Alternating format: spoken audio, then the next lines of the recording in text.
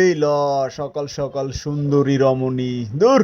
আমি এবার চাই না মাইয়া মানুষের ট্রিপ টানতে, কি জন্য যে এত সুন্দর সুন্দর মাইয়া আমার গাড়িতে আসে আমি বুঝি না। যাই হোক, কি আর করার, সকাল সকাল আসলাম একটু ধানমন্ডিতে, তাও পড়লো সুন্দরী এক রমণী। দিনটা আজকে কেমনই যায় আল্লাহই ভালো জানে।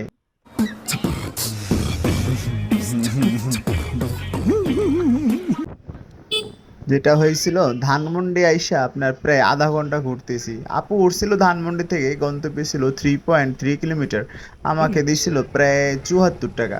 তো যাত্রীকে নিয়ে ঘুরতে ঘুরতে মানে অবস্থা আমার খুবই খারাপ, কি বলবো। যাত্রী তো বাসা চিনতেছে না, আর আমিও কি বলবো, এখন তার কথা শুনতেছি আর ঘুরতেছি। মানে খুবই একটা প্যারা খাইলাম, প্রায় 30 মিনিট ঘুরতেছি। আর ভাড়া টাকা কত আসছে আপনারা দেখবেন না। 30 মিনিট ধরে ঘুরে যদি এরকম এটাই ভাড়া বলুন। আসে তাহলে তো একটা লস প্রজেক্ট, বুঝেনি আপনারা। হ্যাঁ ভাই, 7/4 কোথায়? না।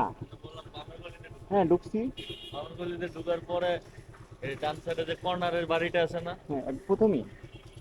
ওইখানে দেখেন 6 5, তারপরে আবার ডান দিকে ঢুকলে 4। ও আচ্ছা, ডান দিকে ঢুকতে হবে, আমরা বামে প্রথমে ঢুকে এই গেছি। ভাইটার কাছে আসছিলাম, ঘুরে আবার মনে করেন তার কাছে আসছি, তারপরও পাই নাই, খুঁজতেছি 7/4।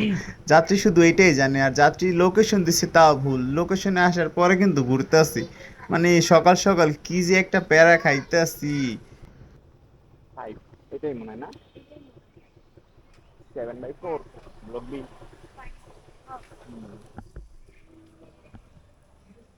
নানুন।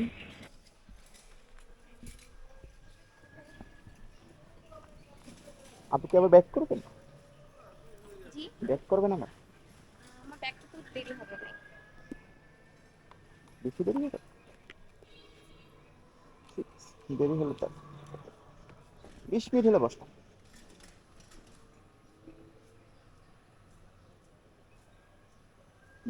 91।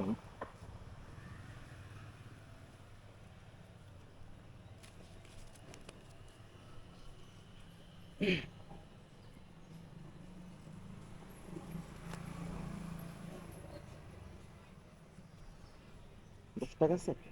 10 টাকা আছে।